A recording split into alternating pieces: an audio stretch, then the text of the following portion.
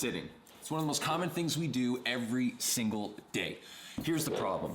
When you sit, you're leaving yourself in a position that is going to line you up for back pain and hip pain and foot pain and knee pain and all that sort of stuff. So today I want to show you how to take your sitting position and all this stuff you're constantly doing on a chair and kind of break you away from that and get you to move better.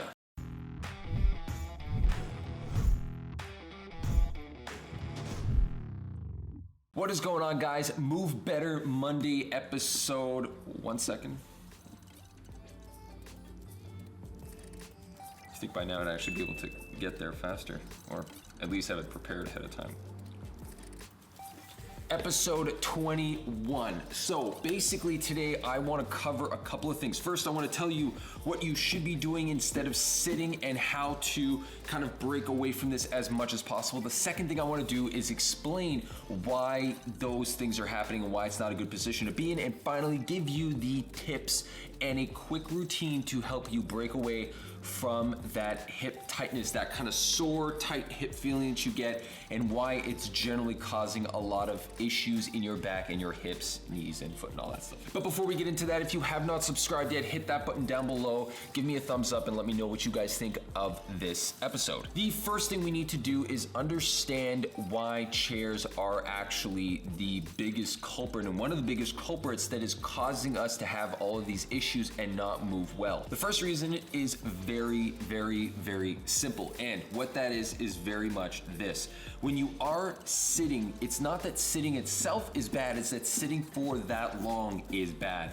So what ends up happening is, if you think about it, we usually don't actually pay attention to how often we're sitting because we are so comfortable when we just sit down, relax, and just get into this kind of position. So what you need to do is actually understand how this position is causing all these problems. And it really comes down to compounding of that length of time. So you sit when you're at work, you sit for about 8 hours. I know you're probably walking around here and there, you get up to go to the bathroom, but you're not really just standing up for 8 hours straight. For the majority of that 8 hour window, I'm talking like the majority, I mean like a good 7 hours, you are seated. Then you're sitting when you go to work, you're sitting when you come home, you're sitting when you eat, then you're sitting after you eat, and basically it's just this relentless, vicious circle of just being seated. And the problem is that when we stand up, we usually don't really stand up that well. We stand up all kind of crooked, we start stretching ourselves out because we feel it, and everybody knows when you get out of a seated position for all, you're like, oh my God. That is your body's warning sign telling you that you should have been standing up earlier. If your body has to get up and stretch and do all these things, you need to be standing up a lot sooner. What is actually happening with your body when you sit? It's not that your body shouldn't be in this bent hip position, but it's the fact that when you are in that position, your body is not being exposed to all the different movement patterns that it could kind of perform. And when you're not in those patterns, it's the easiest way for you to get caught and have these tightness kind of come about because of how your joints and your muscles work. Now, the quick anatomy for that is, so when we look at the anatomy of the hip, this is your pelvic bone, your hips are coming down here. So what's actually happening is that when my leg comes up and kind of swoops out and holds this position when I'm sitting down, we're usually not sitting in this nice neutral spine position. We usually, and I'm gonna try not to break this model while I do this, but we're a little bit more flat like that. The hips actually round up, and what that does is that basically compresses our spine in a weird position. We lose this natural position it's supposed to be in. We create too much space, and the other thing is our back becomes weak because we can't fire a core and I'm not talking about the crunching muscles, that APAC that you see in the front. It's not that muscle, but it's really the ones that are kind of going around, attaching onto the hips, attaching up at the ribs, and they're holding that frame solid. So that right there gets loose. Once that gets loose, your hip flexors, which are coming across, I wish I brought an elastic. I'm gonna use my earphones for this. When your hip flexors are on, what happens is they're attaching back here-ish, and then, let me try to battle. This is gonna be, we're not using this. Anyway, your hip flexors are basically here. They come through and they attach. They don't come straight through, but they come down and wrap them to come around. And what that's doing is you shorten them. So what happens with a muscle that's short is that it doesn't get stretched out. If it doesn't get stretched out, it likes to stay there. Secondly, when you are trying to gain support, you have two supporting factors outside of your bones, obviously, but two things that are gonna actually hold your body upright. It's gonna be ligaments and it's going to be muscles. Now, ligaments are supportive in nature. They're basically connecting things to each other. But when you are lazy and your muscles aren't firing, what ends up happening is your body tries to rely as much as it can on the tension, the natural tension of all these ligaments to kind of just hold itself up, which is why you get that slouch feeling. When you release and you slouch, your body just kind of gets in this position where it's like, oh, I can hang on here for a while. What that's actually doing is that's making you extremely, extremely lazy. So when you are lazy, those muscles stop working, you can't support, you get tight in the hip, everything gets really tight in the front, and that is causing all of that problem. So when you go to stand up, you've got this weird posture that you've been holding for the longest time. It's the same thing as if I asked you, hey, stand there and do this for about 6 hours, then try to lift your head up straight and tell me how you feel. You're gonna have all kinds of neck pain. You're not gonna know where it came from. That's exactly what's happening when we sit down for that period of time.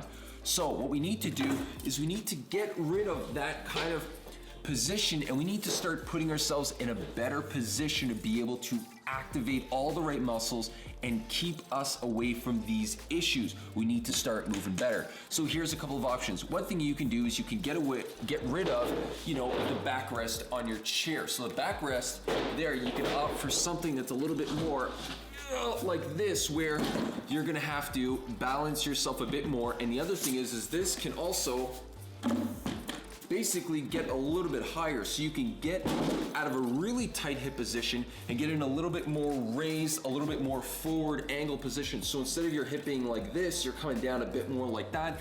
That's gonna help a bit. It's gonna be a good in between, but it still doesn't help activate muscles, because muscles love to be activated when they are under pressure. You need to load a joint well to get the muscles, those supporting muscles, the core muscles, the hip muscles, to activate well. You need to be standing for that. So another option is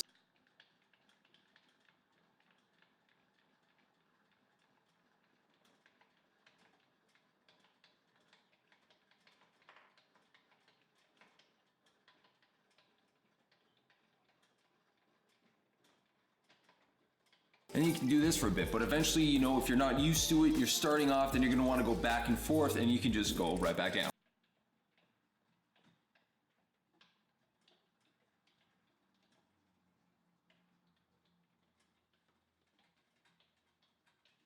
Now I probably should have, I kind of really cheaped out on this one, and I thought that maybe I would just get this winding desk, but as you can tell, it's probably not the best idea I've ever had in my life. Kind of wish I'd just gotten that one with the button so it just goes up and down. I don't have to wind this thing about 60,000 times to get it to the right height. But needless to say, that is one option. Now, you standing up and then sitting back down and then standing up and sitting back down is a great alternative. It's gonna help kind of get you out of that length of time where you've been stuck in that position for a very long time. Now, I'm not telling you to try to figure out a way to stand it while you're driving or while you're eating, but around those times, what you could be doing is doing activities that are gonna allow you to be a little bit more stable in the hip and a little bit stronger in the core. So let's go take a look at that right now. So what you should be doing for exercises at the hip is very simple. You're gonna need to do these 3 things. So if you do these 3 things, you will be putting yourself in a position to be a lot more successful at fending off a lot of those injuries like back pain and all that kind of stuff. Now, this, again, as I mentioned, is not something that will be universal across the board. Not everybody's dealing with the same issues, but this is what I usually use as kind of a base and a nice starting point to kind of help people that are dealing with these issues just do a couple of things throughout their day that are gonna make a significant difference for you. So, first thing you're gonna need is a foam roller. Now, if you haven't bought your foam roller yet, it's clearly because you haven't been paying attention to everything I've been doing, which is essentially revolved around this and a couple of other tools, but this is the first thing you're gonna need. So what you're gonna do is get your, okay, so they still haven't fixed that hole. You can't really see it, but let me just, 1 second. Whoop. Okay, if you take a look at that hole, they're literally painting it. They got all this dust, all this stuff everywhere, and they still haven't really done anything.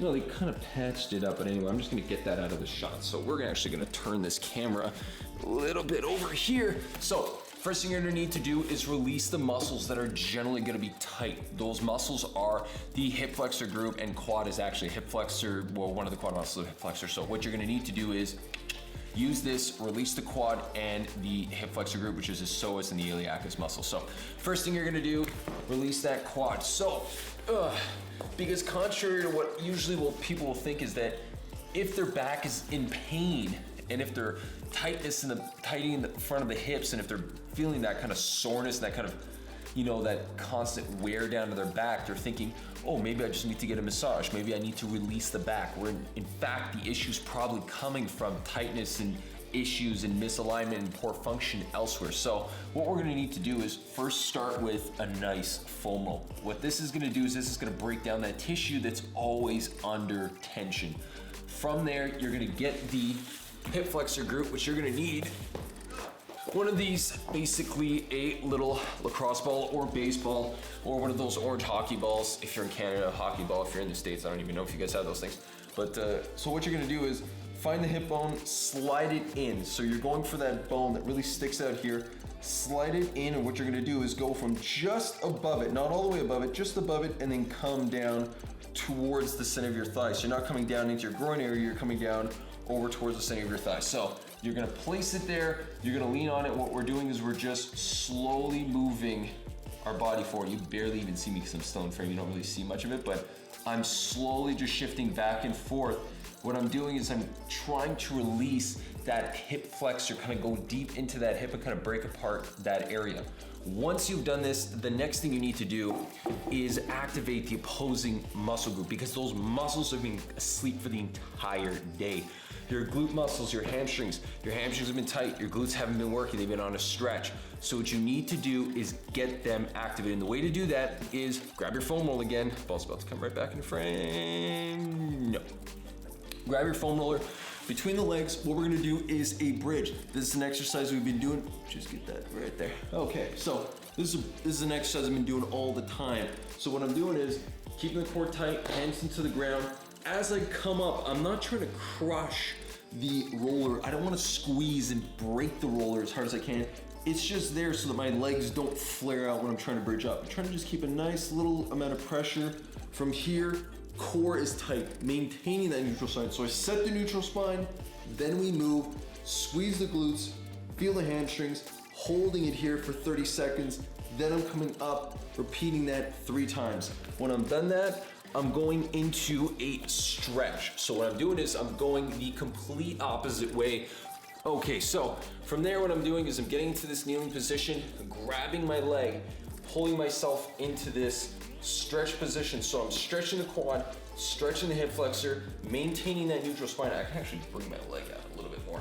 So if this is too intense for you, if you're struggling to get in this position, start with this.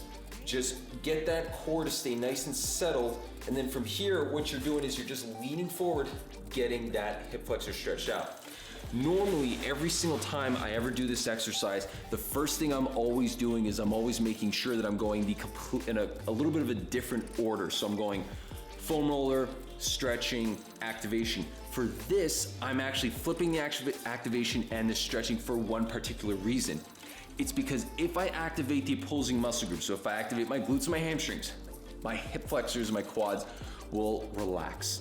It's allowing me to re-expose that area. Now, once you've done this a couple of times, throughout the week, if you do this for about 2 weeks consistently, you can go back to that order of foam rolling, then stretching, then activating, so that you're ending on an activation note.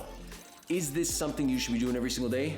Absolutely. If you're not activating every single day, if you're not foam rolling every single day, if you're not trying to prepare your body to move well every single day, you're gonna be lining yourself up for a lot more problems. So what I would tell you to do is consistently do this as often as possible. And if you could do it often, you're more likely to prevent all the problems that are coming from this thing right here. So get going on that. Again, if you guys like this episode, hit that like button, leave me a little note. If you guys haven't subscribed, what are you waiting for? Just subscribe, guys. Come on, I appreciate it. I would appreciate it. And until that next time, guys, start moving better. Later.